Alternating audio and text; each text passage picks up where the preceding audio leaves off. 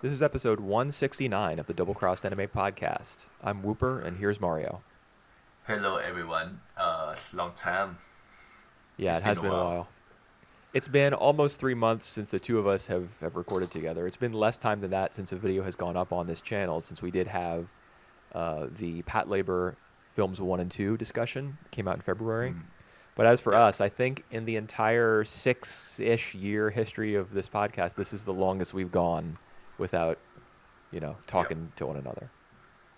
Yep. Yep. At least So over, it. Skype. Yep. So it's great to to be back here and talking about some more anime. That's the feeling I got. The Razbliuto, I think. The sentimental The, feeling of someone you yeah. once loved but no longer do? Or are you saying it's time Yeah. to To the quit? podcast. Yeah. Yeah. It's just great to to talk some more anime with Cooper and here today we're talking about the last season, the winter season. Yeah, just a couple of shows and a film or miniature arc, or as the eye catches for the Great Pretender movie are, as they refer to themselves, an intermission. I don't know if you caught that Intermission. in the little eye catches during Great Pretender Razbliuto. Yep. Yep. Um, Yep. it said intermission 1-1, intermission 1-2, or was it interlude? I think it was I think it intermission. intermission. I think it was intermission. Yeah. Yeah, that's what my notes say. Yeah, but in addition to that film or interlude or whatever you want to call it, we're also going to be discussing Dungeon Meshi and Yubisaki to Renren. Yep. And then we're gonna do the one of the classic show as well, which you will hear on the on another postcard that Whooper is about to put up later on after this. Yeah, I think we're going to do coming hot off the heels of an Oshi episode with Pat Labor. We're going to do more Oshi with Gosenzo Sama Ban Banzai.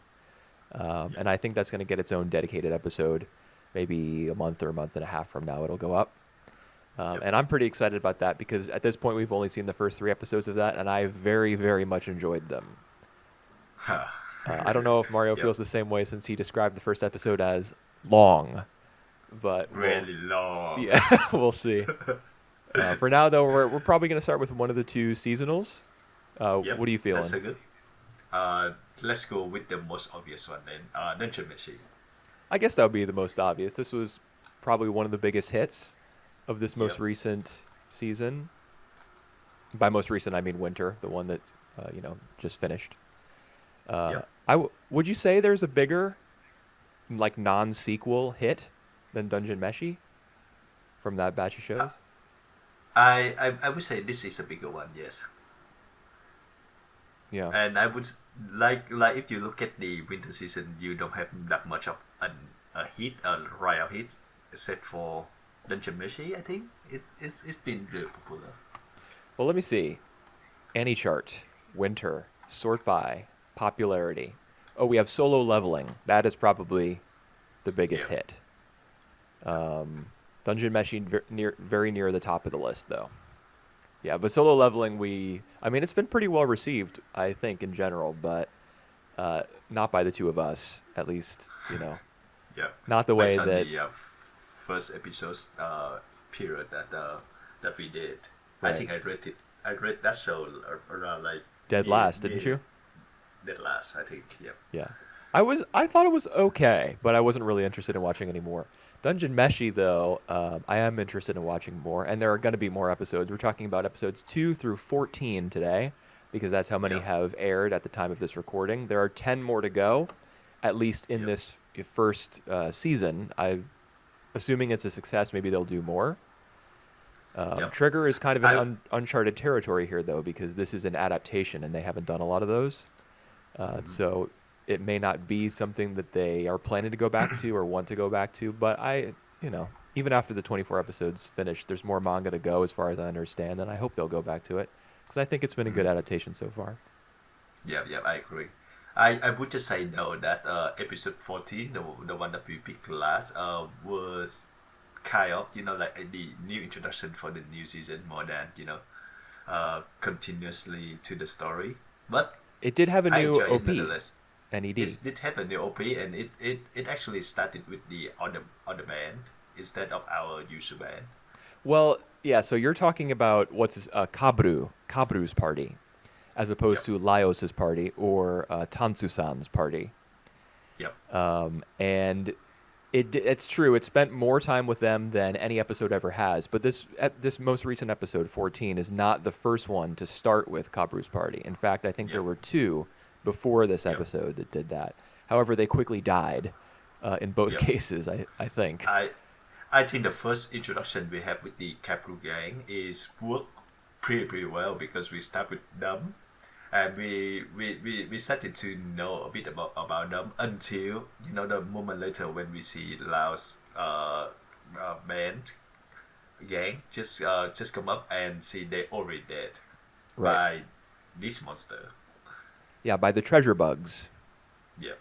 So I think it's just a bad way for me to start the discussion at episode 14. So we might need to wind back for me. We This can is a jump around. story That's fine. about this is a story about these Adventurers. gang adventures. Yeah, going to the dungeon for a quest, but instead they enjoy like eating a variety of different kind of monsters Yeah. and have to cook them. Yep. It is. At first, it seems to be like just as much a food show as it is a fantasy show. I think Hmm. at this point, there's more fantasy to it and less of a culinary angle. But of course, Yep, that yep. it I still pops think up in nearly every episode. yep. I think that change into like more of like a story actually work for the show benefit really well. So I actually enjoy like the structure of the show so far. I don't mind the culinary aspect. It's make me feel like want to eat them. So I think it does a job I and don't know that yeah, I am totally on enjoy board it. with the way that the fantasy angle, like Yeah, the broader story is developing. I'm yeah, not go on. sure. So a lot of it has to do with a conversation that we saw, I believe, in episode 13, so just last week or Mhm. a week and a half ago, something like that. Yep. Was it? Hold up. I'm looking at my I think notes here. it was like 2 weeks ago. Yep. So what I'm specifically looking for here on this Word doc in front of my face is the conversation that Tansu-san, who is what's her face's employer, Namari's employer, Yep. Yep. Namari Yeah. being the Right. dwarf who was formerly a member of Laos's party.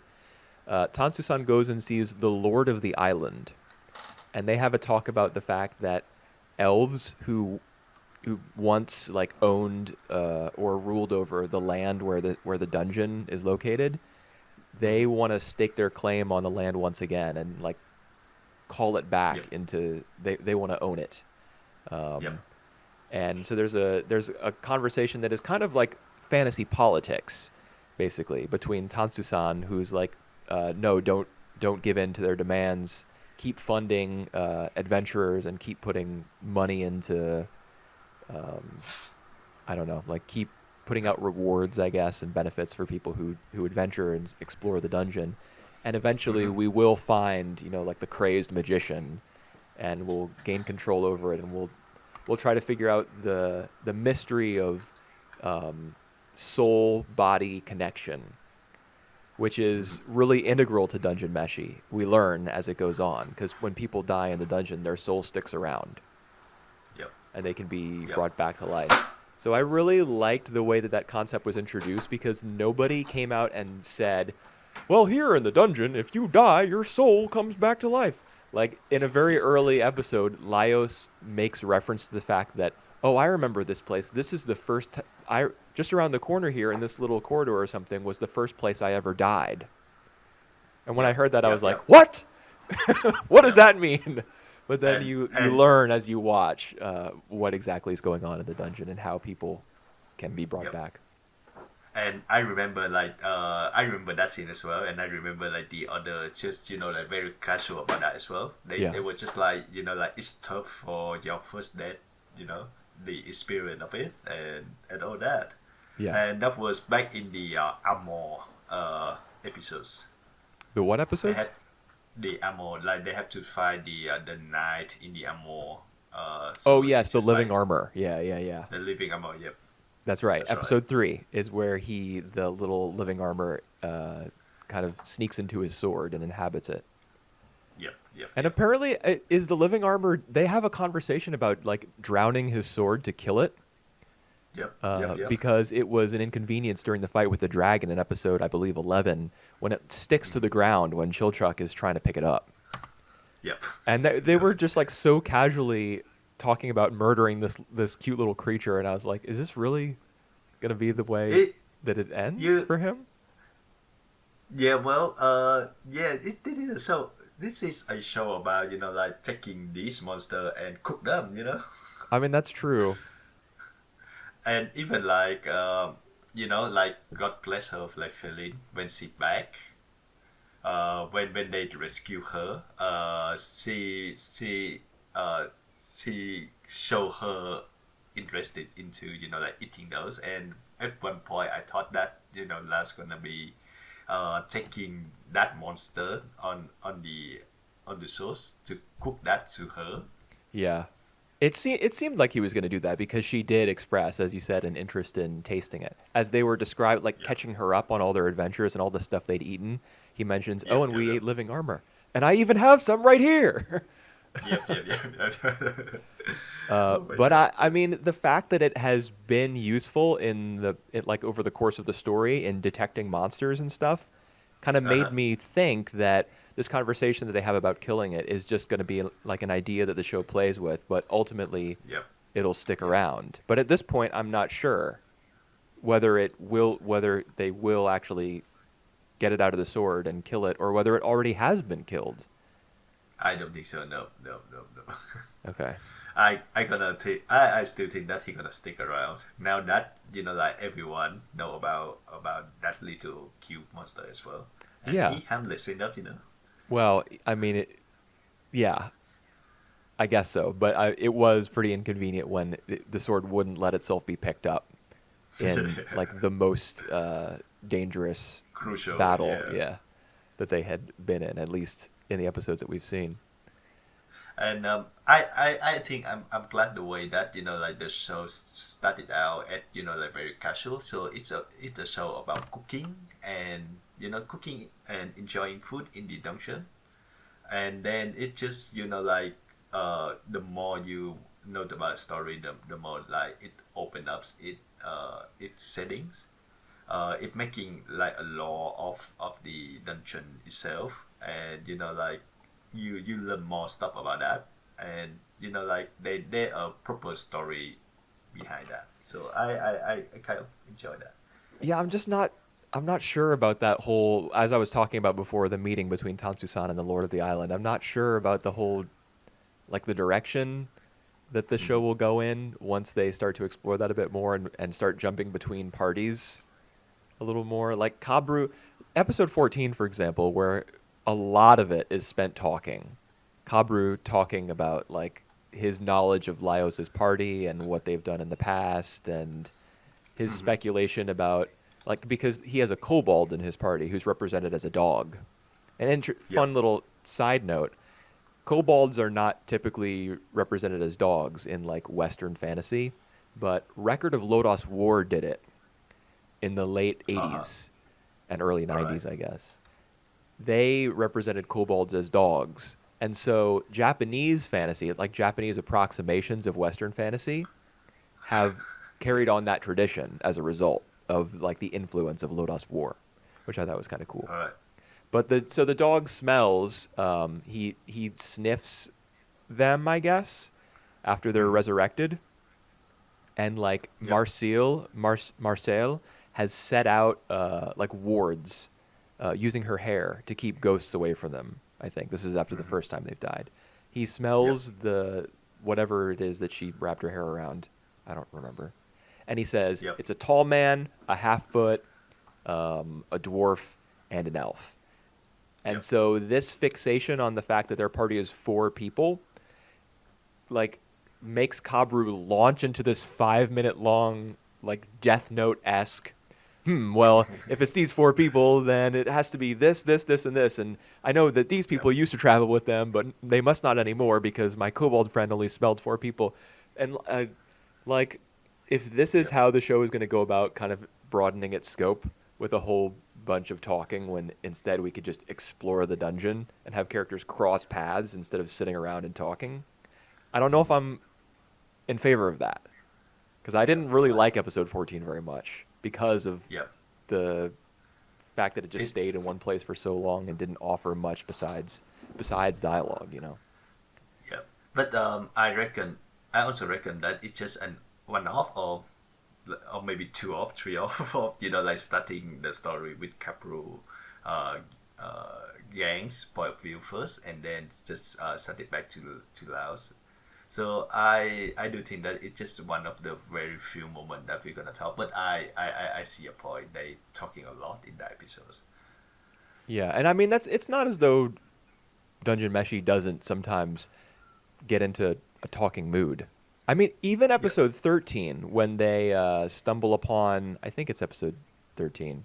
They meet the orc leader's sister, like they meet the orcs in episode 5 or something, and since she is friends with them, so they spare their lives and bring them down to their nest, I guess, or whatever floor they live on. Yep. Yep. Yep. And in episode 13, we meet the orc leader's sister, and Chilchuck has a long conversation with her as they're walking through the buildings in the fifth floor. I didn't really Mm-hmm. like that either, All uh, right. and especially because I didn't understand exactly the point of their trip. Uh, Like I didn't oh, understand just where they to were walking or where they were going. yeah. I think just to gather back their stuff. Yeah, it was that, but was it really necessary that the show takes so much time to depict them just like picking up their Yep. items Yep. in a particular room? Like I don't know. I just here's my thing. I think what I want to see from Dungeon Meshi is more stuff like episodes 7 through 9 when Yep. they're on the bottom of the fourth floor on that lake. That to me has been the show's peak so far. Right. Wow. I think the show has surprised me in many ways. Uh, the most pleasant surprise I think I got is the episodes where Laos decided to like go into the paintings, the haunted painting or The living something, and paintings, then yeah. yeah, and try to eat the food in there.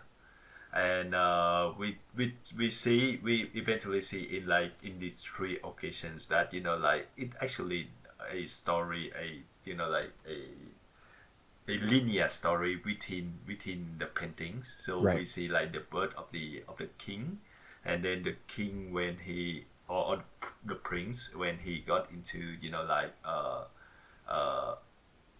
the when he about to get the throne, and Right. and then later on as well, and then we learn about like the eventually the master of the dungeon, I think, that or the yeah, they had the name for that, but I didn't take note of that. But I know who you're talking about. He's got like reddish brown skin and kind of light colored hair. He's an elf. yep, yep, And he's an elf. he's another character who we see again in episode 13, the same one where Yep. Chochuck goes with the orc leader's sister to get the items. I He think they call him the dungeon master. Yeah, something like that. They also call him like the crazed magician or the something magician. Yep, Um, yep, because that's the assumption is that the person who made the dungeon is like an insane magician who lives in the basement, and if you can make your way down to him and maybe defeat him, then you get control over the dungeon. yep. But we do see him in episode 13. There's a scene where uh, he like uses his influence over the dragon to call Mm-hmm. Phelan. Is it Fadin? How do you say her name? Falin? Fadin? I just say her falling, Yeah, Fadin. like falling. Yeah, He like exerts control over her mentally, I guess, because she's created from the flesh and blood of the dragon, in addition to her yeah, bones, which were still in like its flame sack. yeah, Um, yeah, yeah. I do really like the part of the show that is very specific about like the anatomies of different uh, creatures. Like Yep. the explanation Yep. of the fact that dragons store like the bones and the hair and stuff Yep. from the stuff that they ingest and use it as like kindling material to produce flames is just really cool. Yep. Um, Yep. but Yep. I yeah, agree. anyway, we see him in that episode, and he breaks open the cobblestone floor of the fifth floor, and they fall down into like a little room that kind of reminds me of the trash compactor scene from Star Wars when the walls are closing in All right. Yep. Yep. Yep. Yep. and they have Yep. to escape through that little hole. Yeah, just Yep. explaining my memories of the show, I guess. No. Good. Yeah, we do see him in the Yes. living painting episode. That's true. And so he's probably, and because he has control over the dragon and over Fallen as a result, he'll probably be, significant continuing Yeah. on. Agree. And even that, we learn a bit backstory of the of the king as well. And I think he gonna play. We're gonna learn more about him, his fate, because I think from the way that elf says, he actually was living in this time period before, and now, like after how much of a gap years in between, he's now a dungeon master. So like there have to be something that transformed him into that.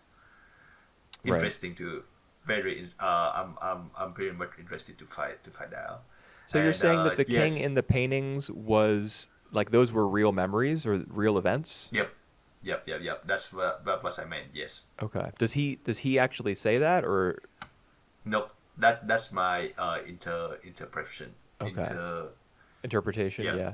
Yeah, I mean yep. that For that kind now, of makes sense that the dungeon uh, master would want to leave some of his own memories of real events of his own life, uh, you know, to the painting, in but in his dungeon in the yep. form of those But living paintings. what I really like about that is like it's that like very whimsical. So the last just want to eat something in the painting, and it leads into this thing. That we can learn more about that. So the show just appear to be more adept and more like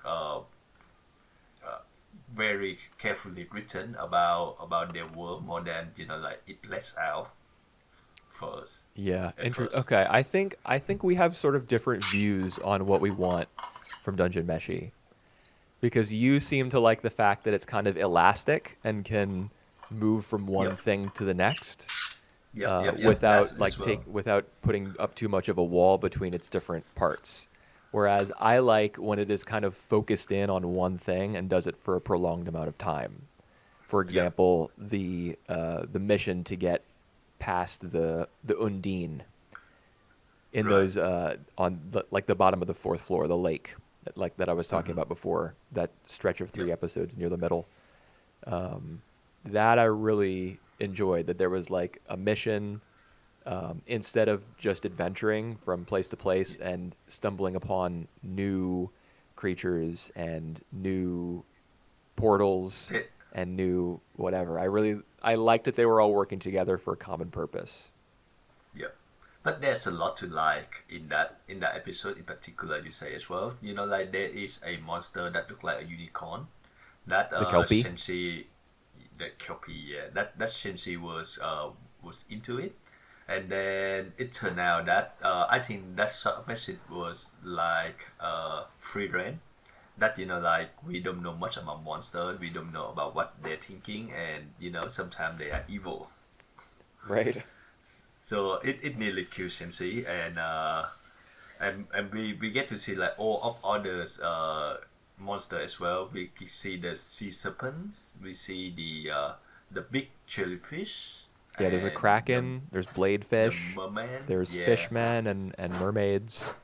There was that Yep. scene And where the mermaids are singing, and yep. Laios just starts singing the exact same song, which apparently he's heard before, but he does it Yep. way more loudly than they do, and that scene's And great very because off the key. look on their faces is of like disgusted. Yep. And very off key as well. Oh my Yeah. god. Oh, dude, Yep. my So my absolute favorite moment from Dungeon Meshi so far yep. is Marcel's obsession with getting Senshi to clean his beard. Yep. and there's a like a little cutaway, I guess, to the other members of the party imagining him with like a braided beard and flowing Yeah. long hair behind his back.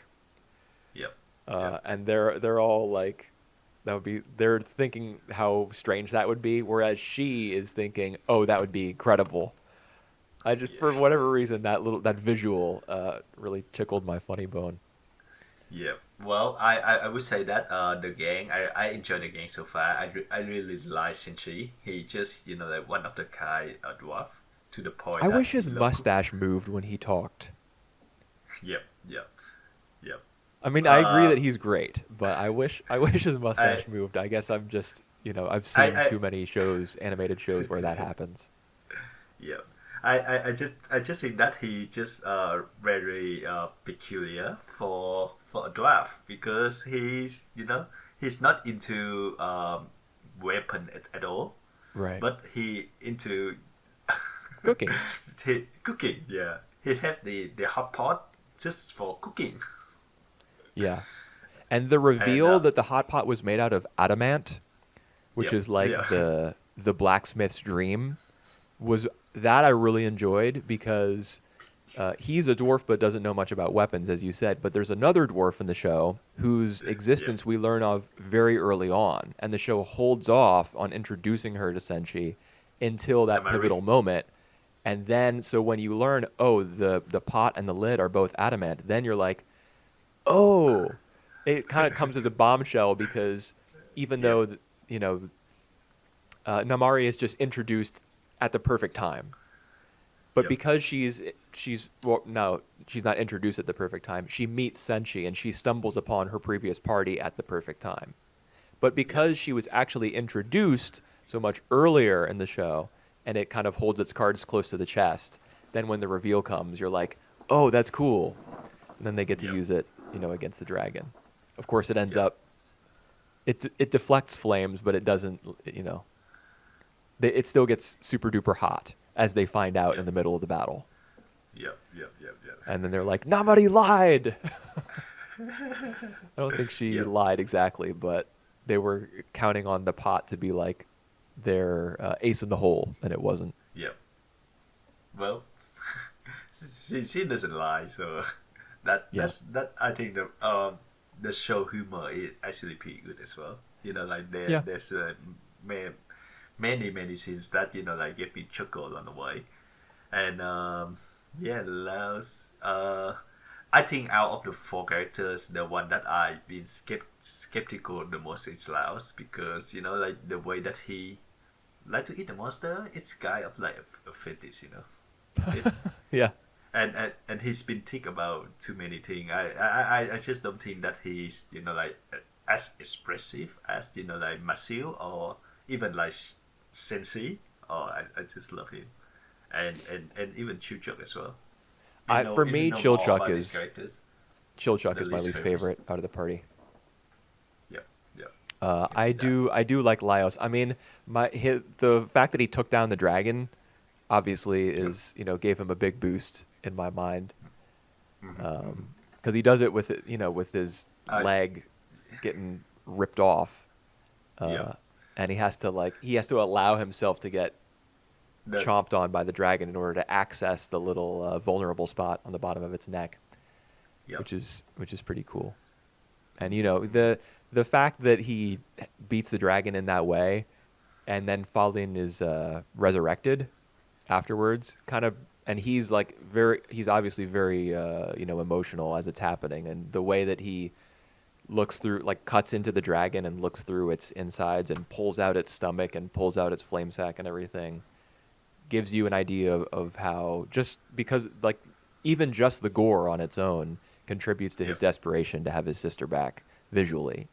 And Yep. when she is finally resurrected, that I feel like there's some very sweet back and forth between the two of them.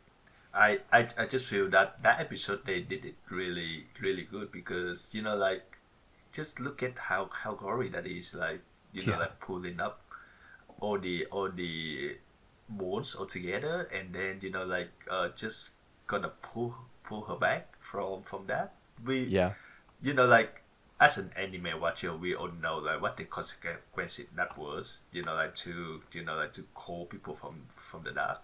I From mean, Full Metal Alchemist teaches us yeah, that that good and early. yeah, that's right. So we kind of expect like something like horribly wrong gonna be happen. And they didn't hold back with the visual and all the gory as well. Yep. I think that work. Yeah, this show is pretty brutal. Do you remember when the Yep. Undine stabs Namari through the head? Yep. Yep. Yep. Yep. Yep. Yep. Yep. There had been moments of brutality before that where people died or were dismembered. Yep. Um, and there was like a little bit of blood, maybe a little bit more than you'd expect from a show that's kind of cartoony. But Yep. that moment where Namari died was like, oh shit. Yeah, that's I mean, right. just the animation of the water spike, like uh, getting so close to her so quickly, the speed of it, and the fact that it narrowed the farther it went. It was just like her getting shot through the head with a bullet or a spear. I guess a spear. Yep. Um, I was like, whoa. And then the Yep. dragon fight, of course, was real bloody and all that. Um, yeah. So Yeah, I I think guess that. yeah I was talking. Chilchuck is my least favorite of the four Yep. main party members, I think. I don't know how much he adds, honestly. He or she. He. Chilchuck? He. Yeah. Yeah. Yeah. Yeah. Yeah. I mean, Chilchuck is voiced by a woman, but Chilchuck Yep. is a man because, and the way you know it for sure is because Marcel thinks to herself at one point during that stretch of episodes where they're on the fourth floor lake bed. Things were much better when there were more when it wasn't just me being the one girl, when it was even, Yep. Yep. like Yep. an even split. Yep. Yep. Um, because there's that little scene where I don't know, she wants to change her clothes or something, Yep. and Yep. Yep. Yep. Yep. Senshi and Chilchuck are like, "Oh, okay, well, I guess we'll head out of the room." Yep. Yep. Yep. Yep. Yep. I remember Um, that. yeah, so Chilchuck's the guy. It used to be Marcel, Fadin, and Namari together with Yep. Laios, Chilchuck, and Shuro, I think That is his name, Shuro, Shudo. That who Japanese is guy. Yeah. we see him in the flesh for the first time at the end of episode 14, which is where we are now, since we're caught Yep. up. And he has an It's entire harem of warrior babes. I don't know if you noticed that all yeah. of his party members are women. Yep. And he just doesn't care. I think it's a bit weird as well, but I think we will get to that soon because it's been established that Shuno like is about to propose to Felin, Right, yeah, so he's in love with and her. And that's yeah, why he he's left the in love with party, her. I guess, because he felt like he could. But the thing is, when Felin like get into the mouth of the dragon and just send everyone back, he's like one of the two along with Namari just refuse to go back. Right. But clearly he wants to rescue her. Yeah, I just kind of feel that it was really odd, but yeah, I think we will learn about that later Well, on we as we well. definitely will. In fact, all of Kabru's talking in episode 14 reveals some details about both of those characters. For Shudo, it's that he comes from the East, which is Yep, a lot of fantasy anime have a place that is the East. It's an easy way to integrate Asia into a fantasy yep, series. I mean, even yep, One Piece yep, did it with Wano. yep, Um, yep, yep, yep, yep. But so we learned that about him, that he comes from the East and that his whole reason for adventuring is because he wants to put his skills to the test, perhaps so that he can return to the East one day and like rule over it as a prince or something. And then Mm-hmm. Namari, we learn a little bit about it was buried in dialogue, but I think what we heard is that her father like engaged in some shady business practices within the dwarf community and Yep, was like blackballed as a result. So now yep, she has lost her standing kind of as a dwarf yep. and I has I to make it on her own. I think it's interesting as well that it's been established, like not in here but in way back to the Lord of the Rings that there always been a tension between the wolf and the elf. Yep. We don't see that so far between Masil and Shenshi because they are just like two very different people.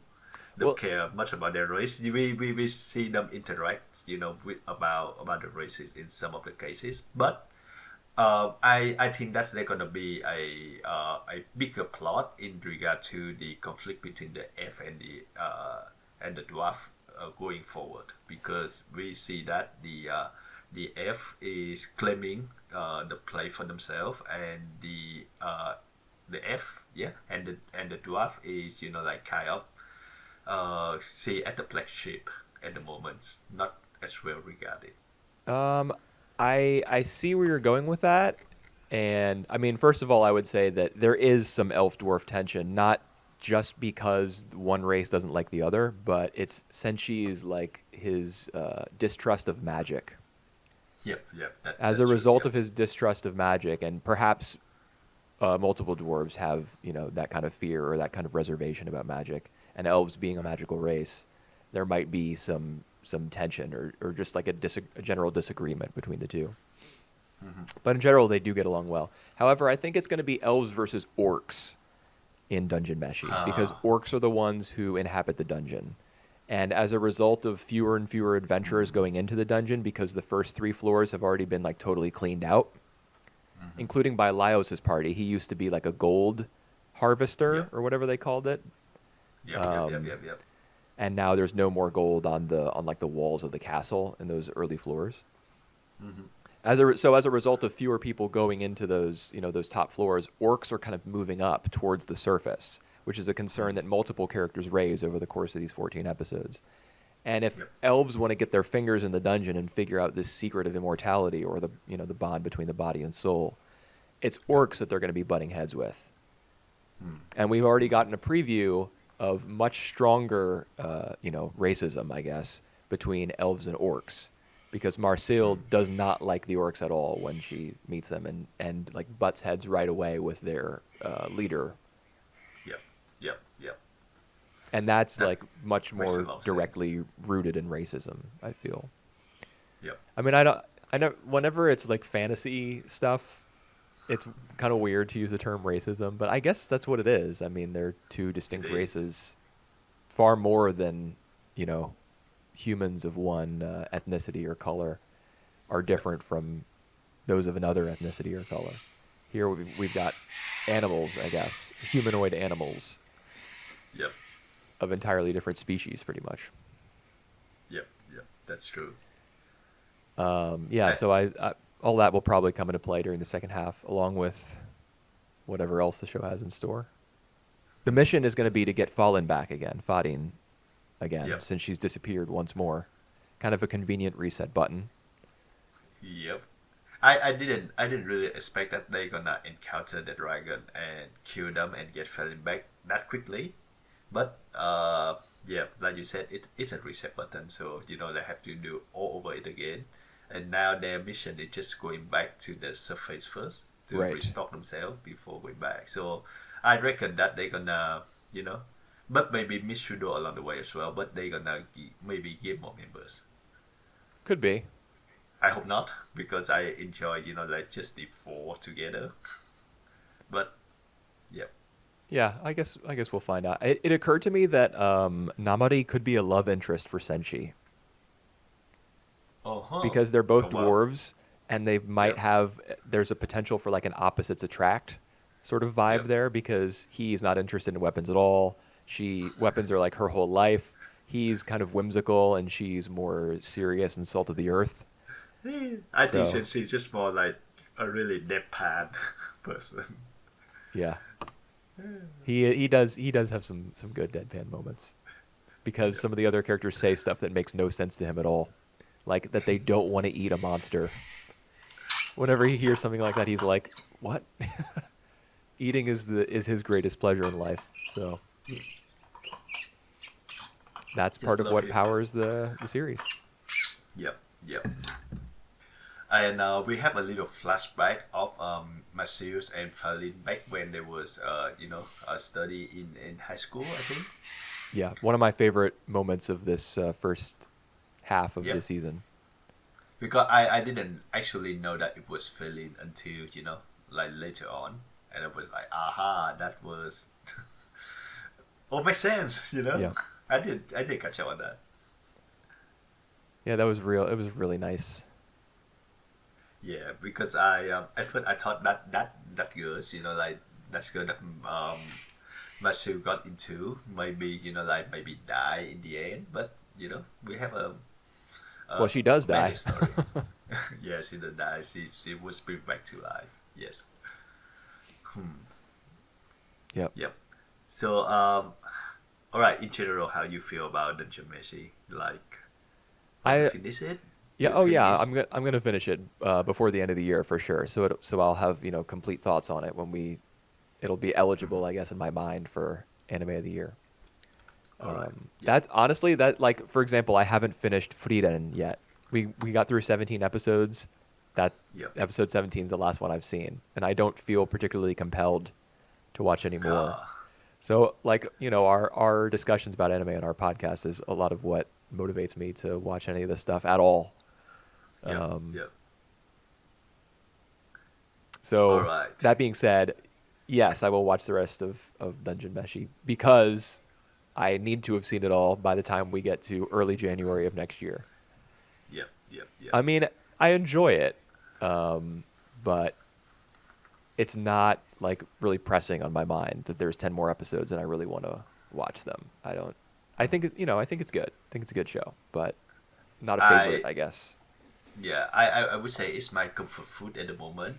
Not less because of like of the amount of food that it has Right. within its episodes, but also about like it keep like trying new ways and surprise me in it's a number of ways. I didn't expect it to go that deep into like a forbidden acts of resurrection Resurrection. for Yeah.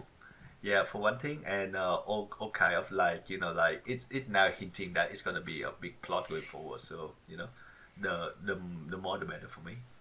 Yeah, it is the kind of show that tries to tackle a lot of things, a lot of stuff. Yep. A And little bit broader, I think, than Frieren, mm, but Frieren is maybe a little more introspective, philosophically driven. yep. So there, All it's right. nice. It's really nice that both of those shows have come out in such close proximity to one another because anime has a fantasy problem for sure. I see. Yep. And now we've Yep. gotten two good fantasy series, so like back to back basically. And the thing is, they still stick into these, like these races. So we still see elf, we see still dwarf, and all that. But Managed to do something they new with it. yeah, yep, Yeah, yep, true. exactly. So all good. Yeah. All right. Let's head to the next show if we can. Yubisaki to Renren, Side of Affection. Yeah. Yeah, it is a really good localized title, of course, because it is about a deaf girl who Yep, uses sign language, so sign of affection. Very nice yep, title. yep, I don't know what it translates to literally. I imagine it's not exactly sign of affection, but it's good enough. yep, yep. I agree. I agree. I Uh, enjoyed the show. all right. Yep.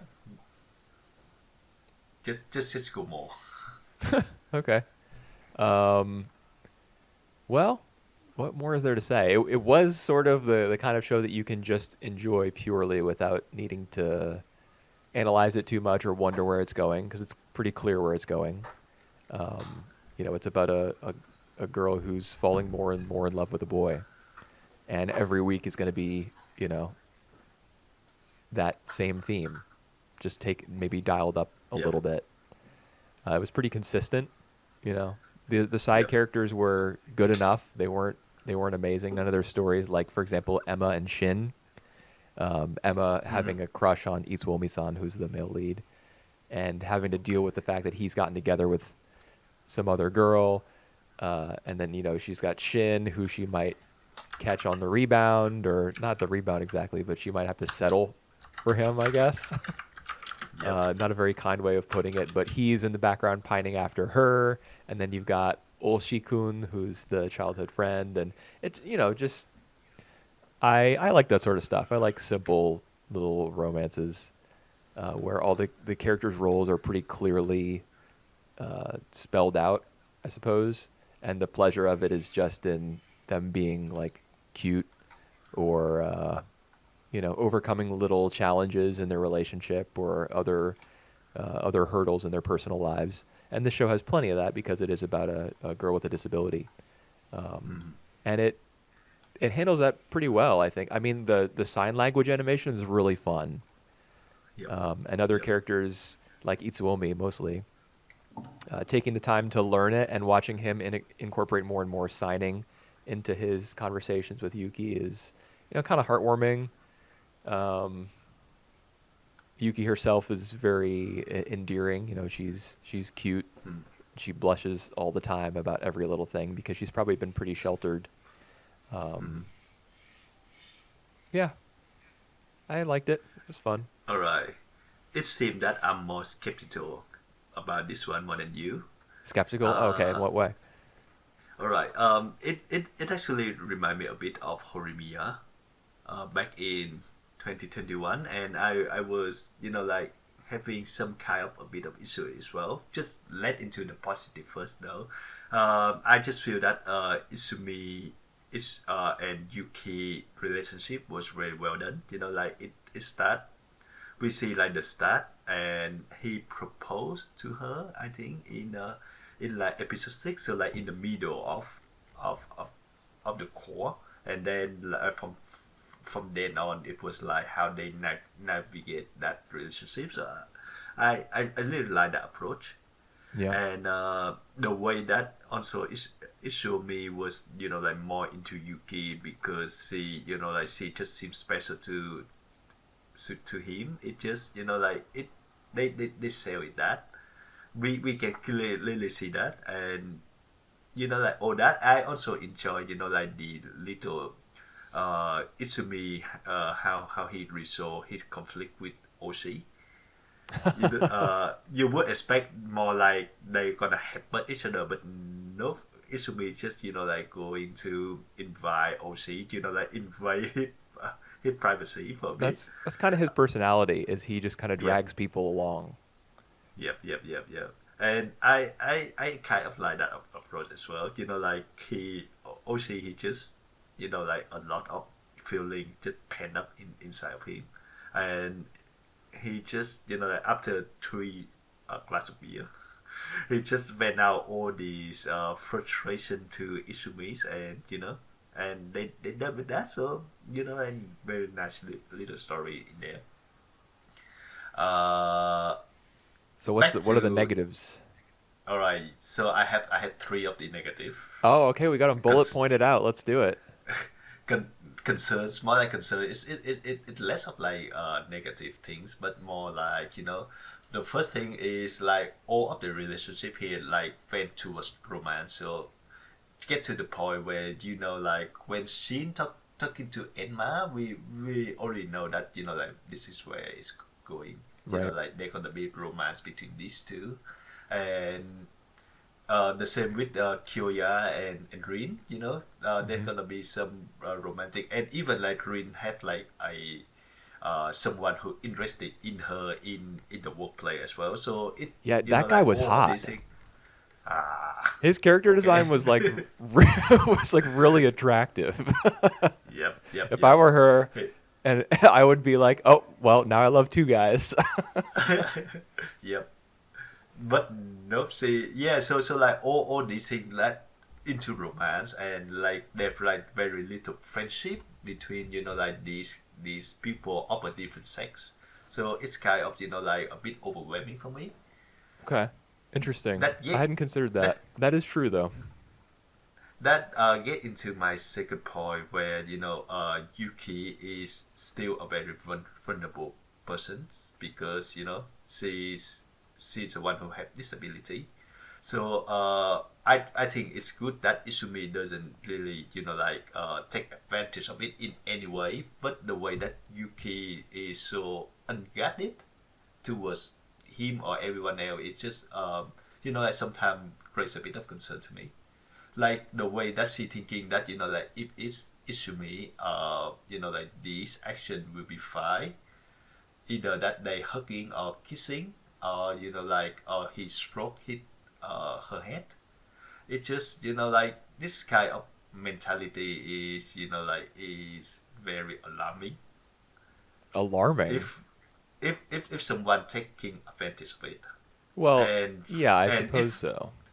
if from her point of view, so we don't know about like what Izumi gonna be like. If it's in the story based from Izumi point of view, and we see that there no real intention of exploitation, that would be fine. But is it from Yuki point of view, and she think that it's kind of give me a bit of like a mixed feeling. Like this is not what you're supposed to act. You should be more get it towards the kind of I think she should be allowed interaction. to experience romance whatever way she wants.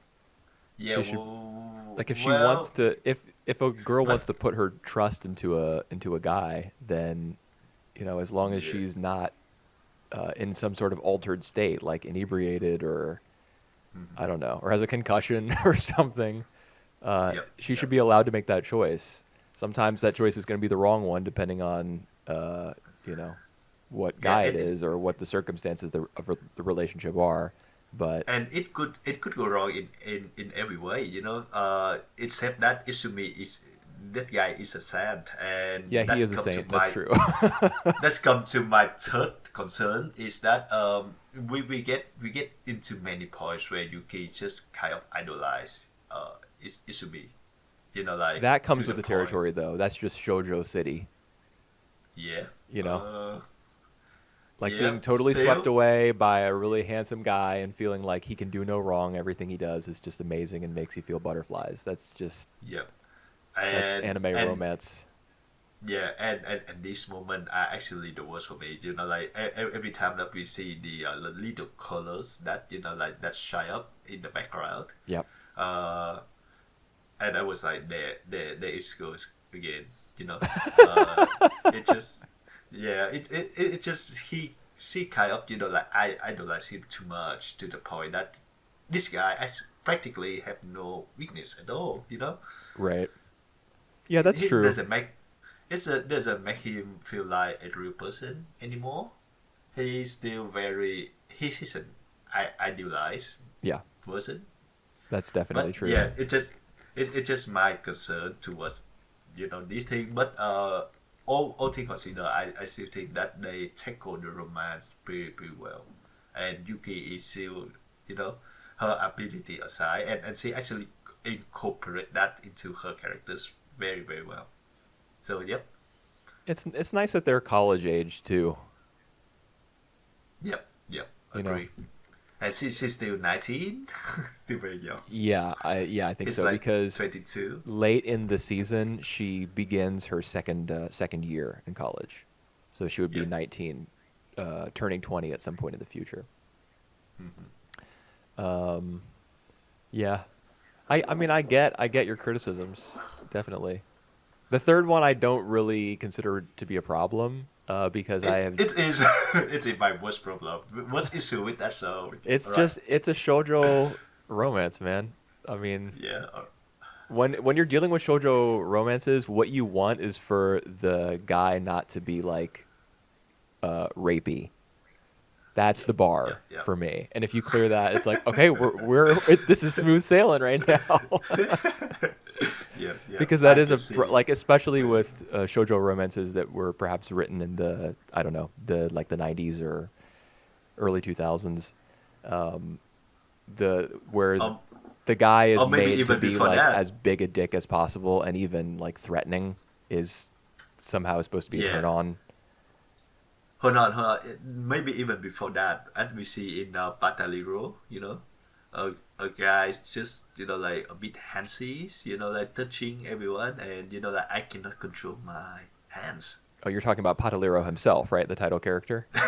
Yeah, true. Is that his name? No, doesn't he have a different name? I can't No, remember. no, that his name. Oh, it's like something Pataliro the 13th, Yep, right? yep, Because he's the king. He's inherited the kingdom from his father. yep.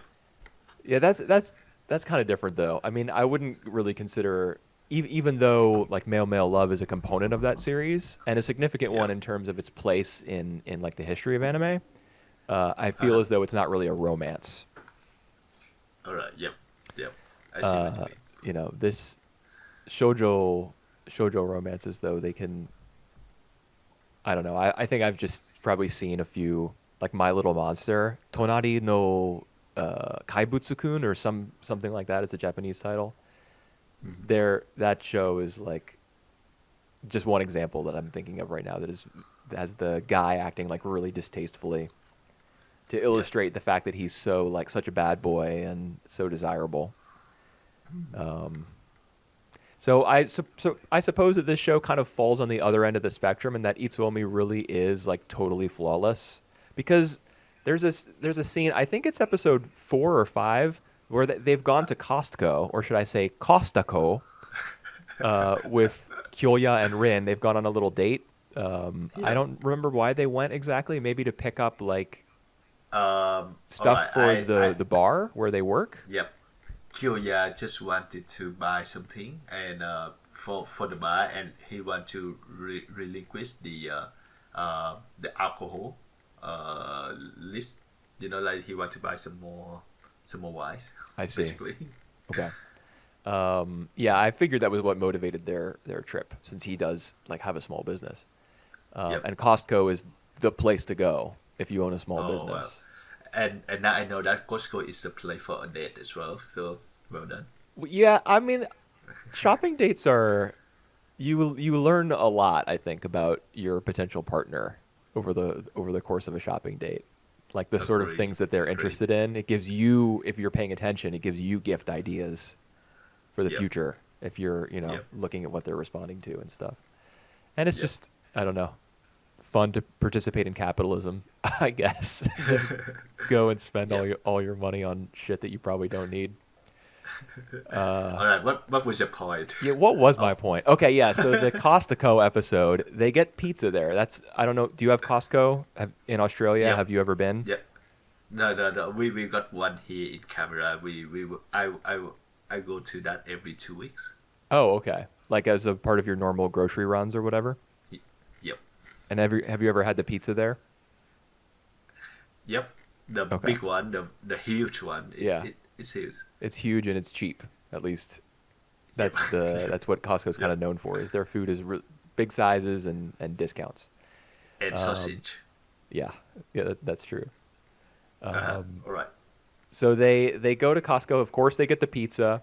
Then Itsuomi takes Yuki back to his apartment, and they have that little conversation by writing in permanent marker on the pizza box, which I thought was just adorable. Yep. Yep. In the course of that conversation, though, he references like maybe a past discussion that they've had about what is okay, like where the boundaries of their relationship might Yep. be. And she's like, he asks, "Is it okay if I do this or not?" That's actually Yep. one like little verbal quirk that he has that I really like. When he asks someone a Yep. question, Yuki specifically, "Do you want to do this or do you Or not?" not. Yep. Yeah, I he's very realize good that about well. asking like specifically, "What are you okay with? What are you not okay with?" But Mm. during that conversation, I'm finally getting to my point here. He says, "It like, is this okay or is this not okay?" And she makes the gesture, the sign with the big circle for everything. When you hear from a girl, everything is okay.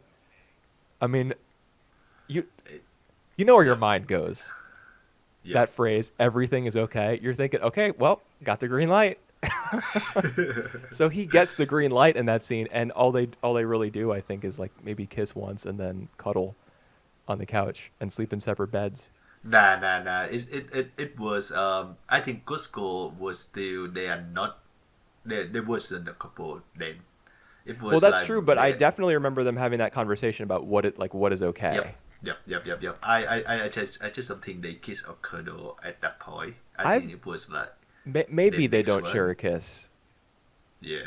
there. Something, but yeah. But I yeah, that yeah. that makes it even more remarkable if he doesn't like lean in for a kiss at least after she says everything is okay.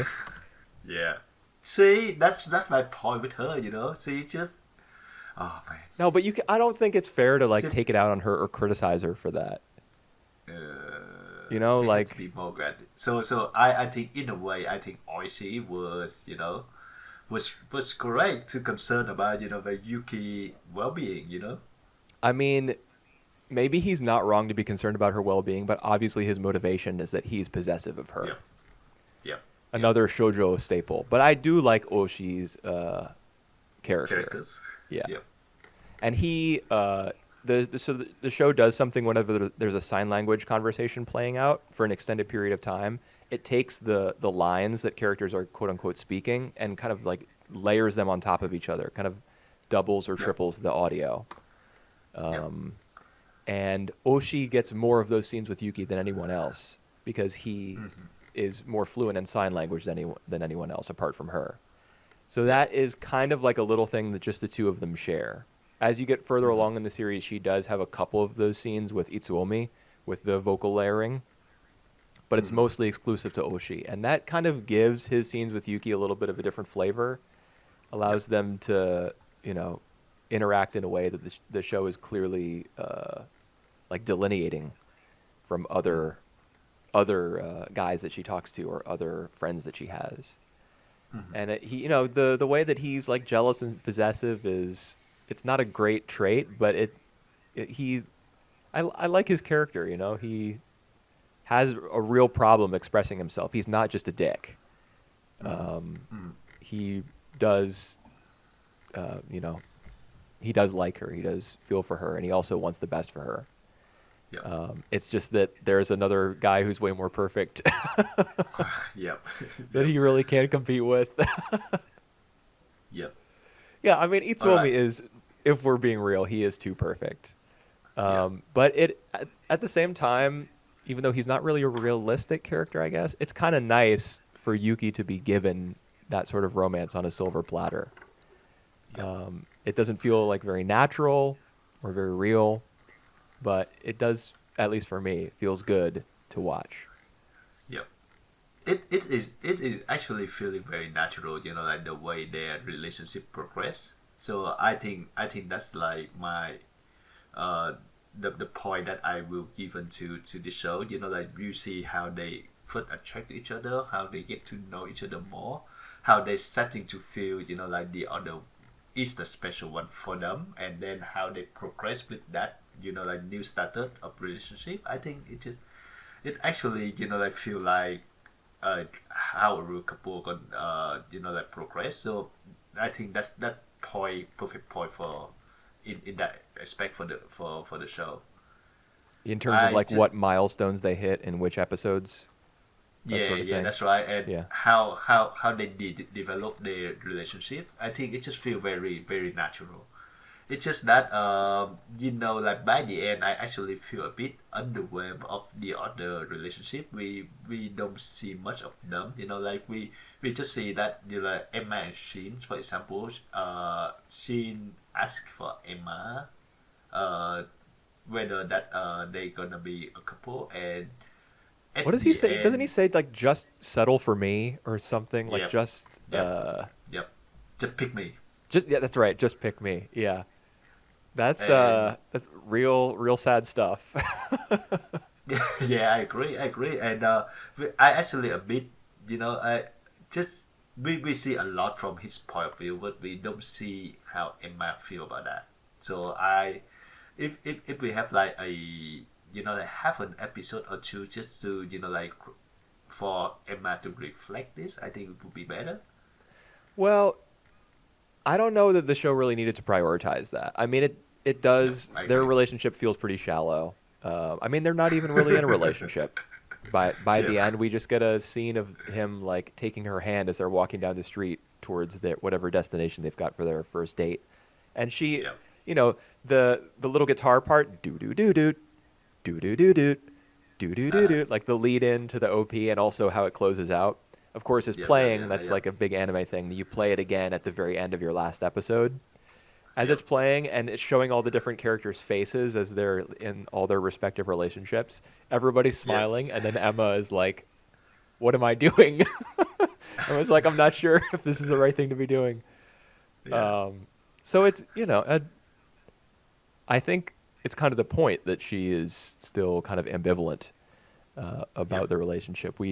The show doesn't want to really clarify her feelings because that's probably further on in the manga. Yep. Whether All she right. decides to wholeheartedly embrace this new thing with Shin or not. Yep. Do you know who is my favorite characters? Your favorite character? Um, I don't. I really A, can't make a guess. Who is it? a side character actually. Madoka. It's Yuki Okay. friends. Yes, I Who? remember Madoka. The one who, even though she's partially deaf, she still speaks as in addition to Yep. signing. I just think it's amazing. Like she can still and I think like it was hinted that she just lost her hearing like completely, but she still like trying to speak and all that. It's just amazing strength to do that, and she even worked part time, I think. Yeah, she does because she's the one that Yuki texts for advice about getting a job because Yep, Madoka yep, already has yep. a job. And the job that Yuki ends up getting through that connection is with Madoka's aunt, And who yep, who owns can do a the bit like of sign bakery or language as well. something, and her aunt has the exact same personality as Madoka.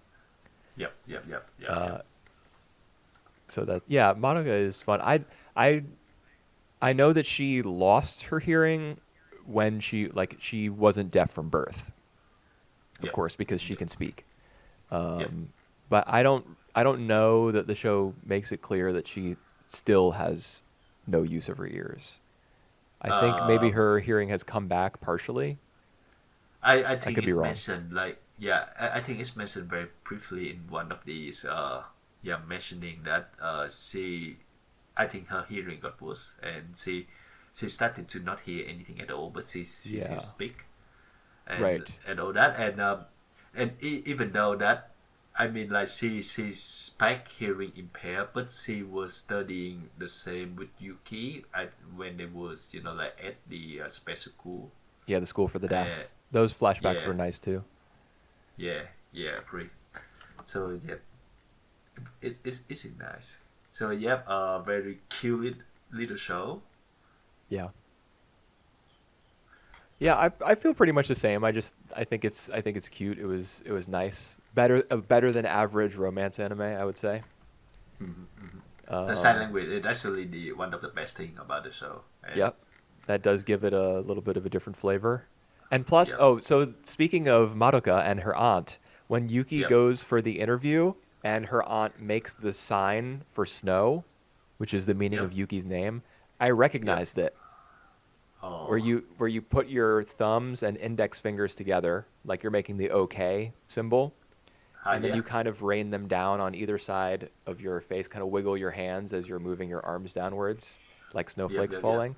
I saw her yep. make that sign, and like instinctively, I knew, oh, she's saying to Yuki, uh, like that Snow. she's indicating that she recognizes her, that she knows that's Oh, Yuki. And I was like, wow, I learned something. Feels good to yep. learn something without trying, just passively while your TV is on in front of your big dumb face. Really nice. And yeah, and her little note to Isumi is really nice as well. What note is that? The note that all the sign language, all these Oh, the notebook. Yeah, yeah, yeah, yeah. yeah, That's right. Japanese people call like a notebook or a spiral bound book or whatever, they call it like a noto note. note. Yeah. Right. All right. Yeah, it was, and so she gives it to him, and then later on, when she revisits his apartment, I think she opens it and sees that he has made his own notes. Yep. Um, just Mr. Perfect, you know? Yeah, and yeah, one thing though, so Isumi Choni, so he went to Laos, he went to Cambodia, and I was expecting that he would make a trip to Vietnam, but it wasn't the case. Like it was to Laos and then to Myanmar, and Yeah. then to India, and then back to Japan. What a guy! Yeah, it's interesting. I wasn't super in love with his little flashback where he's at the international school in Berlin, Yeah, and yeah, yeah. I Nah, mean, it's okay. It's okay. He he manages to, and I'm sure that's hard to do, as like a little 6-year-old kid, uh, gather up the confidence to say something in a language that you don't really understand, and so you don't actually totally know what you're saying. Yep. And he gets a little rush from that moment and seeks to kind of relive it, I guess, by going place to place, and it's all right. I like the Yep. school for the deaf stuff more, I think, Yuki's I agree. past rather than Yep. his. She feels a little more real to me. But we Yep. spend all that time inside her head, so that's to be expected.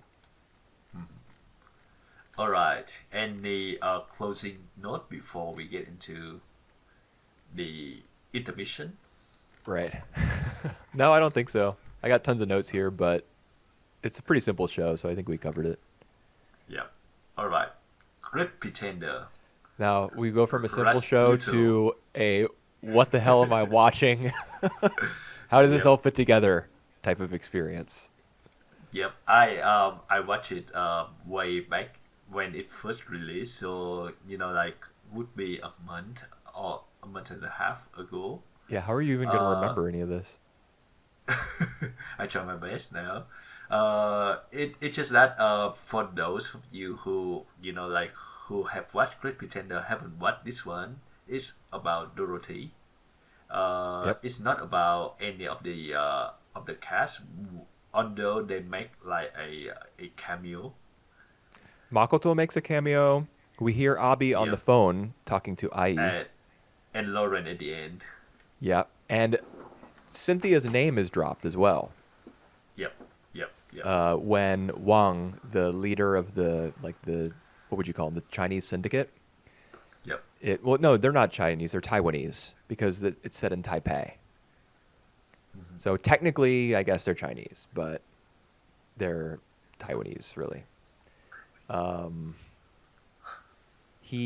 when he's having that meeting with the finance guy, he's like, "Where's Cynthia?" Do you Yep. do you recall this at all? I recall that. Yes. Okay. And it's really interesting. I'm just going to jump right into the deep end here. Yep. So he expects to meet with Cynthia. So obviously, I mean, even before that, we have picked up hints that Laurent is somehow involved and is scamming this Yep. guy. Because after all, he did it in the past, and that's Yep. why the gang is after Dorothy, or Xiangxiang, as they know her. Yep. But so it's obvious that Lauren is involved. When you hear Cynthia's name, you know it for sure. It just confirms it. But in addition, the guy who they're meeting with is they refer to him as Igarashi, or he refers to himself as Igarashi, who's filling in for Cynthia. But Igarashi is actually Ishigami, who is one of Lawrence's men, who we meet in the fourth arc in the original Great Pretender. All right. So there's it's more than just like the main four characters from the original series making cameos. Makoto's dad even shows up. Yep. I don't know if you remember this. The scene so at a certain point in the movie or whatever it is in Razbliuto, it's Ai and Dorothy who are like traveling around Japan kind of. And I think the reason the reason that they're there is just to get out of Taiwan, out of Taipei, because her life is in danger, and they're waiting for the heat to die down maybe Yep. before Yep. they Yep. Yep. return or whatever. Remember that. At one point they go and see the Golden Pavilion in Kyoto, but that's not the only scene that's set out in front of the Golden Pavilion. There's also another one where Makoto's dad can be heard saying to a woman who is off camera, I think it's time for him to meet the African, Yep. which is a reference to the pickpocket at the train station or the airport. I think Dorothy is like have a flashback at that as well in regarding to Makoto dad when she get into the Golden Pavilion. No, that wasn't. Wait, what? Was that a flashback? Because I remember when she see that she was like, I was here before, and I remember that's guy face. I don't think so. I did just watch it Right. today, so my memory is pretty All right. fresh. What she Yep. Yep. Yep. does Yep. see is a guy who kind of looks like Makoto's dad, but when he turns his Right. face, it's an older gentleman. And All right. so maybe she has some memory locked away of Makoto's father. Another connection is that so Makoto's dad, his name is Ozami, right? Ozaki. It's Ozaki, and the shortened version of Ozaki is Oz. And I says at one point he like references I think to Dorothy. You know, there's a legendary con man in Japan named Oz who can make anything disappear.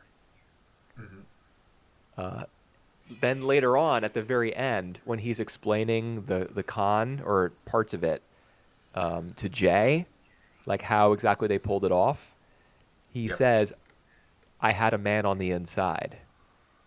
And I think the man on the inside was Makoto's dad, Ozaki, Oz. Yep. Uh-huh. So Yep. just watching this, I was just trying to keep everything straight, and I kept noticing like little connections between these new characters that we had met and the ones the cast from the TV Yep. series. I But at I the same time, even while I was picking up on people's names being dropped and perhaps some people being in disguise, Yep. I was also having a really hard time just piecing together what was happening in the present day because there's just so much. Yep. I agree.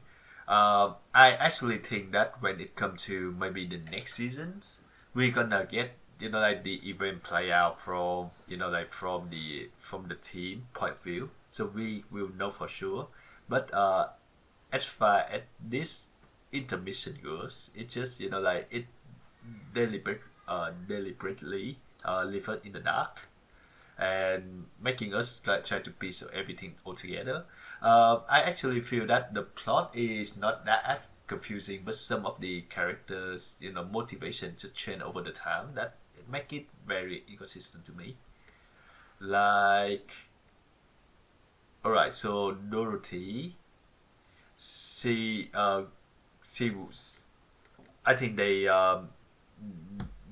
go out of Taiwan with Kunyi, right? Because they try to disappear for a while, and So then what did you call him? I just made from my anime list now. Kunyi Right. Young. So yeah, the that has I think my anime list for this series has like the Japanese names, not the All Chinese ones. right, hold on. So I've been you probably heard me referring to a character named Ai, Yep, Ai. Ayi. That's him. All right, Ai. Let me see. Huh. Here's it's just AI. All right, but Ai and then Choi, and then there's another guy as well who is Lin. Yeah, Lin is like the rival, I guess, for Yeah. Jay. I never get that lead characters because at the end of the day, I don't know if he's a friend, he's a traitor, or he's he's anyone in between. He just kind of, like, oh, he's like one of the worst characters in this one because yeah, You think he's so? a rival. Yeah, he's a rival for Choi, right? He Yeah. turned on he turned on Choi in a couple of times, and then at the end of the day, we see him in Japan in that place, and now he's a friend. You're talking about like the pavilion, I guess. Yep. It kind of in the Yeah. Yeah. park where they have that last meeting. Yep. Yep. Yep. Yep. Yeah, so the reason I think I can explain his motivations, at All right. least I can try. All right. There are a couple times when he kind of mutters under his breath about the fact that the head of the syndicate, Wang, like prefers Jay to him. Yep. And then I think he goes in for a meeting with Uncle Tsai as well, the drug Yeah. addict who Wang Yep. forces to overdose, Mm-hmm. like in the third chapter, I guess, of this four chapter like arc. Yep. And when Sai sees that he's shown up, he's like, "Where's Jay?" And Lin says under his breath, "Not this shit again. Why whenever it's me trying to do something for the organization, do people want it to be Jay? Like, why is he the favorite son, basically? And I'm chopped liver." So at the end, after Wong is dead, that's why he is like no longer so hateful towards Jay, I guess, and why he kind of leaves that scene, exits that scene down the steps as Dorothy's walking up, um, without like bearing a grudge anymore, because the person who he was trying to impress is no longer, you know, conscious. He's no longer alive. Yep. One thing that can contribute, I think, to some confusion regarding his character, though, is that he is the one who slips Jay the quote unquote care package in the stinky tofu, Yep. um, which is actually the name of the dish, as far as I am aware. I'm not judging people who like Oh, tofu. It's actually called I stinky tofu. I ate that before. Very good. Oh, how is it? It it's just a part of Chinese and Vietnamese culture as well to have that stinky tofu, and it's stinky as hell. But like it's not for everyone. So when and someone like it, they really love it. So Okay. it's like durian Oh, in I a see. sense. But I mean, Yep. does it taste good despite It smelling? it it tastes good, Huh. but it's judging from me who I've been eating that from my young age. So Right. Okay. Well, it, it yeah, the, the smell was just so bad. It's like something like some like dead rat. somebody died or somebody pooped or something. Yep. All Gross. right, let's not get into that detail. Yeah. Well, Go on with you. I mean, it is. We kind of have to get into it because Jay has to get into it in order to slip Yep. himself out of the hotel room, which we don't Yep. actually see. We just learn that he has escaped from the hotel. Yep. Um, and when he does, thanks to Lynn slipping him whatever tools he needed to get out, I guess. And I don't think we know exactly what those were. He says on the way out, "Oh, by the way, me and Lynn are working together." And he reveals that after he gets to Lynn's apartment, where Lynn tries to like tie him up, or and his weapon of choice is a stun gun, a taser, Yep. and they kind of have like a fight, um, Mm-hmm. where he I forget exactly how it plays out, but he tases him, but Jay is still able to subdue him and like ties his arms behind his back with belts or something. Anyway, that scene, the fact that Lin cooperates with him to bust him out, but only does it so that he can have control over him and bring him to Wong. So Mm-hmm. he's like half ally and half enemy, Yep. is somewhat, difficult to parse, I feel. Yep. But Double agent. if you step back and view it, as the idea that they're both working for the same organization, same syndicate, so they're on the same team, but they're competing for the attention, I guess, or the approval of their quote unquote father. Mm-hmm. That kind of dynamic is pretty prevalent, I feel, in like gangster related media. Yep. You got two like best bro, even Cowboy Bebop, right? Spike and Vicious. Mm-hmm. They were both the best of friends until they They're not. yeah, until they both fell in love with the same woman. So in this case, rather than falling in love with the same woman, it's wanting to have the approval of the same man. Yep. All right. And I think his character is, he's definitely visually interesting. He's got the green nails, the designer glasses, the forked tongue, Mm-hmm. uh, the I guess the trendy haircut that kind of just looks like an extension of his cheeks almost, like all the way up until it gets to the top of his head. At least it did to me. Yep. Um, and the fact that he uses a stun gun as a weapon, he seems to be pretty unique in my mind. He definitely stood out. Right. Okay. All right. One thing that I'm not so sure either is Dorothy herself, because we get this from her point of view. That's great. The thing is, she had been like missing for 10 years. She had lost her memory for 10 years. So she just kind of like hanging around in Taiwan for 10 years, and where she was like previously having a hedge against like one of the most powerful mafia organization there. Do you say that in 10 years they haven't been figure her out, despite she being one of a very few black women who can speak Taiwanese, Chinese in Taiwan? I mean, she lives a very quiet life, it seems to me, with her adoptive parents, who Yep, are like yep, fishermen, kind of yep. living off the land on their like seaside, the very modest seaside house. Mm-hmm. Um, so I don't think it. I mean, it's not too big a stretch to say that she would go undetected, especially since it seems to me that Wong. Remember, he's getting back into this. The deal that he's trying to make with Singapore, I think, is very vague. That's one of the Mm-hmm. problems that I had with this arc, Razbliuto.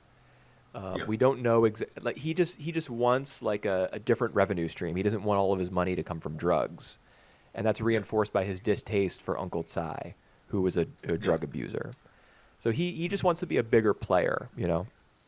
yep. And as a result, he dives back into this world of finance, I guess. He has that meeting with the Singaporean woman who says something about like wanting to get revenge for her brother also losing his hand. I don't know if you remember Mm-hmm. this. Yep.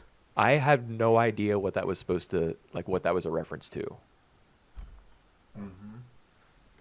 No, Maybe it I'm not was either. a stealth reference to something from the first season that I've forgotten because I have forgotten a lot from the first season. Anyway, I'm getting off track. The reason why I think it's credible that Dorothy might not have been discovered is that Wong, he gets burned by Dorothy 10 years ago, but he Yep. doesn't really learn a lesson from it because he does just jump back into, he gets back in over his head trying to make this deal with like a Singaporean cartel. Mm-hmm. Um, and so it's not, I'm sure that he hates Dorothy, and I think he refers to Lawrence as that like that French asshole or that French prick, um, who stole a bunch of money from him and ruined his reputation and everything. I'm sure he hates them, but he hasn't been totally consumed by that hatred because he makes the same mistake again. So he Mm-hmm. probably wasn't spending all those years looking for Dorothy. After he got burned the first time, he settled back into his like his his drug-based operations. Yep. It's only in the present day that we're watching things unfold that he uh, you know, he perhaps as a result of trying to get back into the world of finance, his memories of that time when she fucked him over are like brought back to the surface, and then he would order people to hunt for her, which is a big part of the plot. Okay. Okay. So fair enough. That's my justification. I mean, he doesn't we aren't introduced to his character as being somebody with a grudge. We're Yep. introduced to his character as being the boss of a syndicate. Yep. Um, he's not consumed by like revenge or whatever. I think this is the only show so far that we actually see someone dying in one of the heads.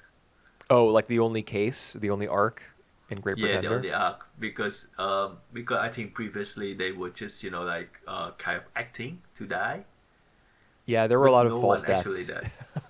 Yeah, And people I people got kind of pissed about that, I feel. I think this one as well because Dorothy got shot again. Yeah, okay, so I have a theory about her surviving that shot. Yep. What was the name of the Taiwanese woman who was like the second in command to Wang? Oh, yep. Yep. Yep. What, Yep. Yep. what was She was he Korean? her name? Was I Bing Yan. Is that a Korean name? Bing Yang is a Taiwanese name. Okay, I I, then she's I think I Taiwanese, I know. guess. Yep. I have a theory that that was Cynthia in disguise Huh. All right. because the way that she kind of like drops her ice cold persona and says bye bye as she gets into the car with the African, the pickpocket, and Yep. Yep. also Yep. Wong's other uh, henchman, the guy with the Uh huh. goatee. Yep. When she does that, it's not as though she really reminded me of Cynthia. It's just the fact that her personality switched so drastically all of a sudden made me think it's maybe she wasn't just playing a character. Maybe she is somebody else. Yeah, And the fact that maybe. Wong asks for Cynthia during that financial meeting when he signs the papers with Igarashi, who's actually Yep. Ishigami, part of Lauren's crew, the fact that he asks for Cynthia makes it clear that he has met Cynthia in the past. And it would be easy, I think, for Bing Yan to disguise herself as Cynthia and help to set up that meet. So if that's the case, then Bing Yan, actually Cynthia, shooting Dorothy, she would take care like not to hit her vitals. Yep. Yep. That's my crazy That makes theory. no. That I think that makes a lot of sense because at the end of the day, we don't actually know who she is, right? Um, We I mean, I don't know exactly what you would like. What would be the threshold that would need to be met for us to know who she is? Like to see her identification background, or something? no, background. We don't Oh, I mean, we get to see. hardly know anything about her. That's definitely true. Yeah, and how she like yeah how she get into like the gang. But I actually think that there's a fair assumption to say that she actually is Dorothy. Is Cynthia? Cynthia, sorry, Cynthia. Yep. Yeah, it could be. At first, I thought she might be Abby. When she like, She she could be Abby as well because her Stoko expression look like Abigail as well. yeah, but the kind of uh Bye bye yeah, things. the Yeah. bi, like the really vivacious, kind of exuberant persona that she has there doesn't really fit Yeah. Abby. Well. Um, Plus, we already hear Abby on the phone when she's talking to IE. Yep. Wait, have I been saying Yang when referring to the guy, or it's the head of the Taipei syndicate? Because it's I think Wang. you said Wong. You said Okay, Wong. good that I've been saying the right name. Yep. Um, I think yeah, I think Bing Yan. I mean, but whether she is Cynthia or not, I love her. I love her design. Yep. Yep. This show, like, oh my God, Sadamoto's character designs are so good. He's the guy who did character designs for Gainax, like Nadia and Evangelion. Yep. Yep. Um, his work, like the So women are so beautiful, the men are so like I handsome. I just I just feel funny the way that Dorothy uh been describing as having a frog face. Right. Yeah, and that is and insulting. then and then she was like that is insulting. Yeah. but Yeah, but the yeah, the see. I was kind of surprised because in the subtitles she's referred to quite frequently as the black woman. And there's not really anything wrong with that, but Yep. a lot of people like to shy away from that label, uh, Yeah, well, just generally. yep. Yep. Um, they don't like to describe characters that way, I guess. But if you think about it, add to your point earlier, she's one of the few like black women in Taiwan. Taiwan that can speak Taiwanese. It would, Yep. just generally, I think in East Asian countries, people they're you stumbling across a black person, like meeting a black person, Yep. would be kind of a rare thing. It would register in your mind. I think that's a fair assumption, and I think that that's fair that like they prefer her to the black woman without like being sound racist Yeah. because she's the only one. Yeah. Well, she's not the only black woman in this arc. Actually, there's the woman who I think Oh yeah, yeah, yeah, she has the restaurant, and apparently, like there are apartments above the restaurant where Dorothy used to yep, live in the time for like the gap in yep, her memory. Is that right? yep, yep, yep, yep. That's right. Yep, I wish that had been explored a bit more.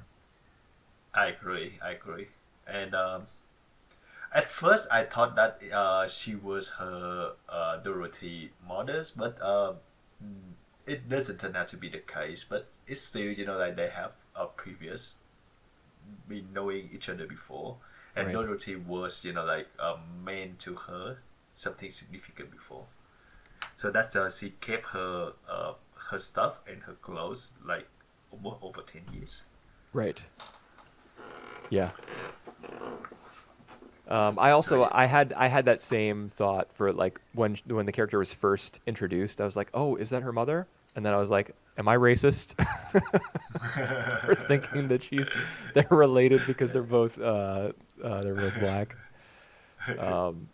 But I mean, the show quickly clears up that she's like a landlady, I guess. Yeah, yeah. So So I it's would nice that say, Dorothy stumbled across her, I guess. But that's only in the abstract, really. You don't really get to feel a big connection between the two of them. We would have to get more info yep, for that to be the case. yep, agree. So at the end, I think this is a disappointment.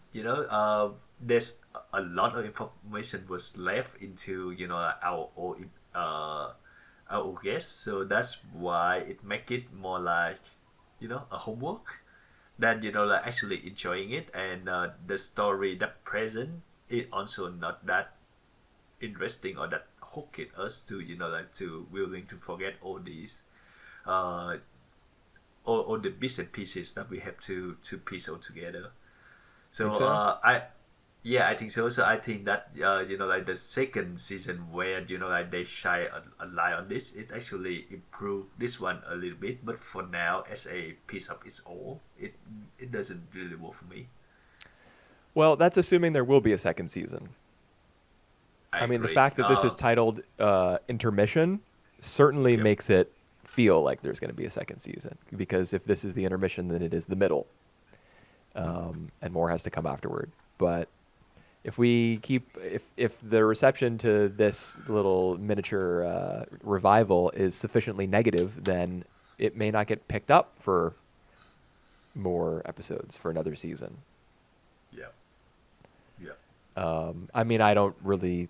That's of course not exactly the way that TV shows getting renewed works, especially on Netflix, where they keep like their ratings a big secret. That's kind of what one of the things that their company is known for is that they don't release metrics or user data in terms of viewership. Um, but I don't know. I would expect there to be more just on the basis of this being an interlude, an intermission. The show titling it that way could be just wishful thinking on the staff's part, but I expect to see more because Yep. this is a sort of show that I think would play well with a large audience, not just anime fans, but Yep. uh, I you know, agree.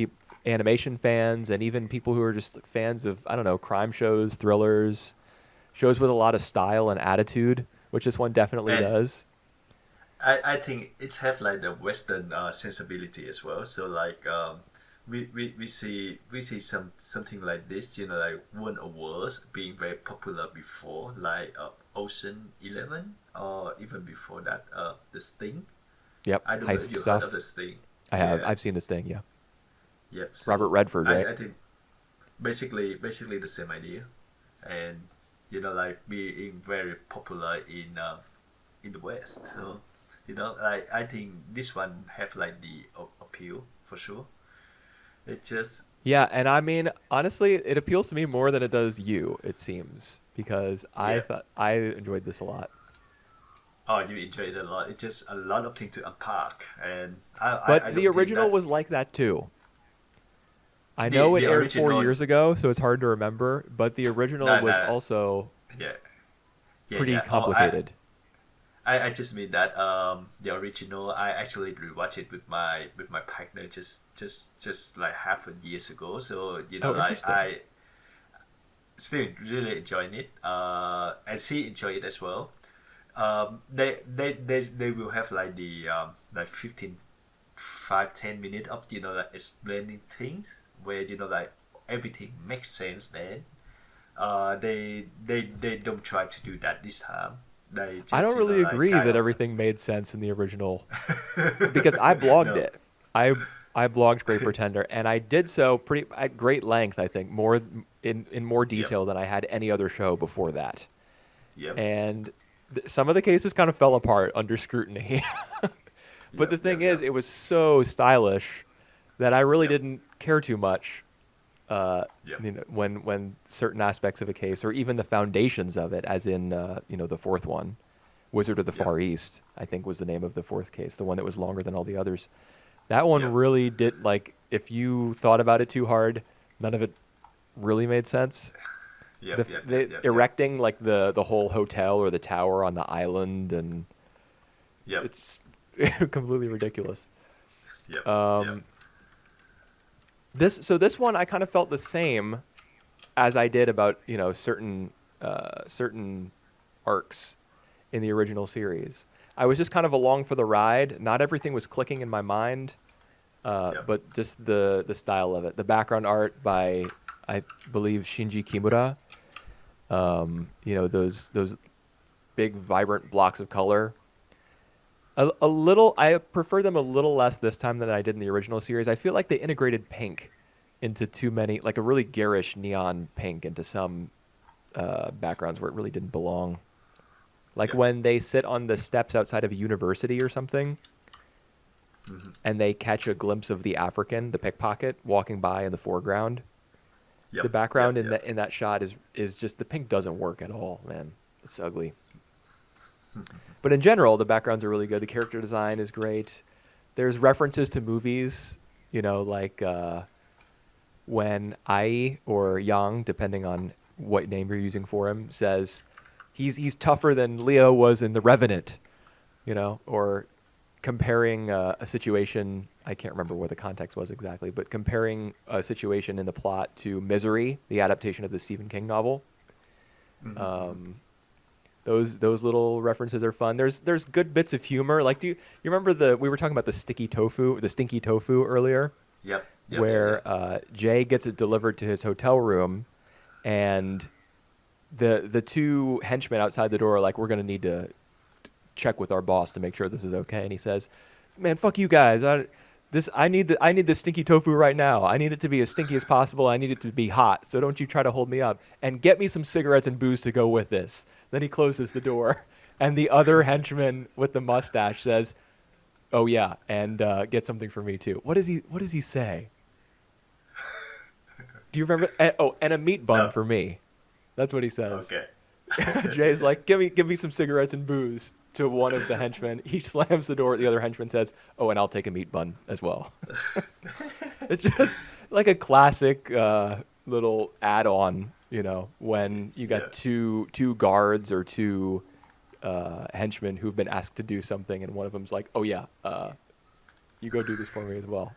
I feel like that pops up in movies, TV shows all the time. It's just such a fun little Yeah. trope, and it's integrated. Like Yeah. that sort of stuff is integrated really well into this show because it kind of has that sort of DNA.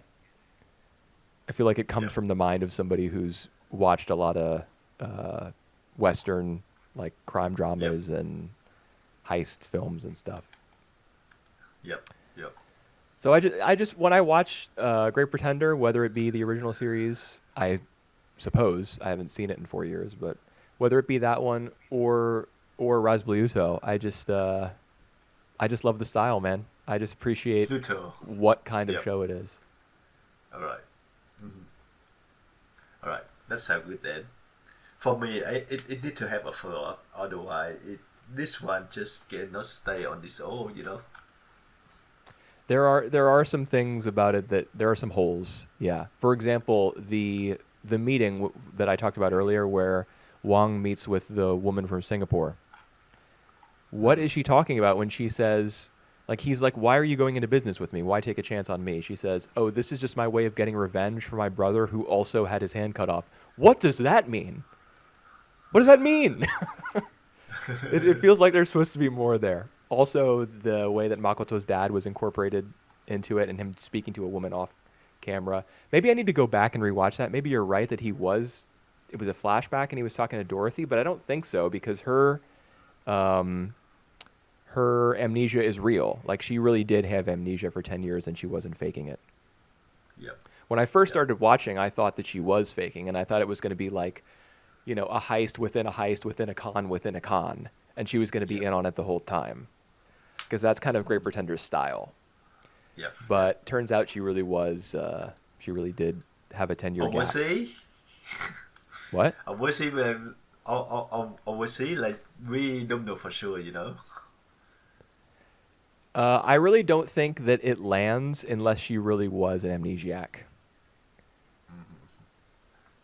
But it's true that if this, this whole plot is revisited from a different point of view or a different angle in the future, that we may learn she had more knowledge of what the events that were transpiring than we were led to believe. It's Yeah, possible. maybe.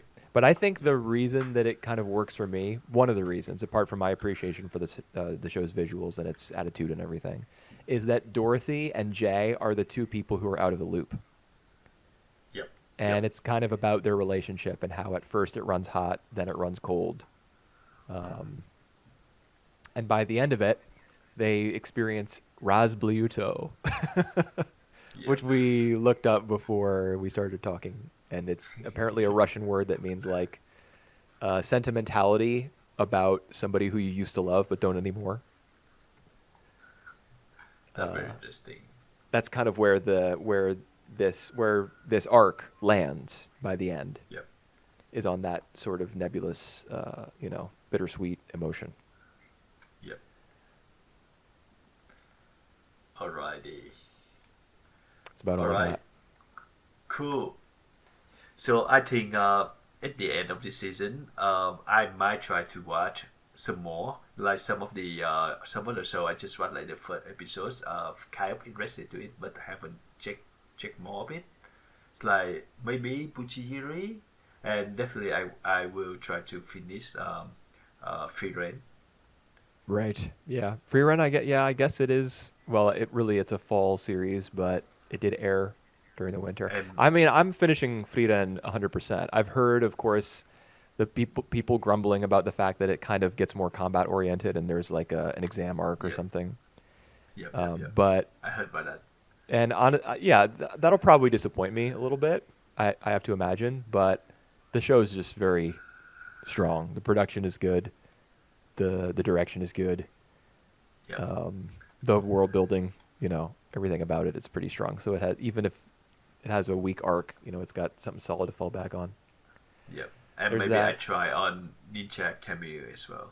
It's simple. Right, Ninja Kamui. Yeah, I saw the first episode of that. There was also, what other shows did we both kind of enjoy when we did our first impressions episode, like 12 weeks ago, however long ago it was? Um, I would say that only I Because there still was another. keen Oh, to. Metallic Rouge. That's what it was. Yep, I still keen to check that out. Yeah. You were the one who not keen on that show. Well, I am interested in it because not the director, but the screenwriter, and I think maybe the producer or the consultant, or he has some title in addition to screenwriter. He's the same guy who wrote Razifon, which is a really early Bones series from 2002, kind of an Evangelion clone in a lot of people's minds. But I enjoyed Razifon, so I kind of wanted to check it out for his Yep, involvement. But I heard some stuff about it, kind of mixed opinions. right. Then Yep, again, the opinions surrounding Great Pretender Razbliuto have been, from what I've seen online, have been pretty mixed, and that's sometimes only sometimes people don't like something, but you end up liking it, yep, or something gets a mixed reception, and you're like, wow, I love this. It yep. You really just have to Masterpiece. try it to find out. That's exactly it. All right, so we will be back in 2 weeks for the new season for our seasonal preview. Yeah, our first impressions. Yep. So looking forward to that. Me too. We will see you then.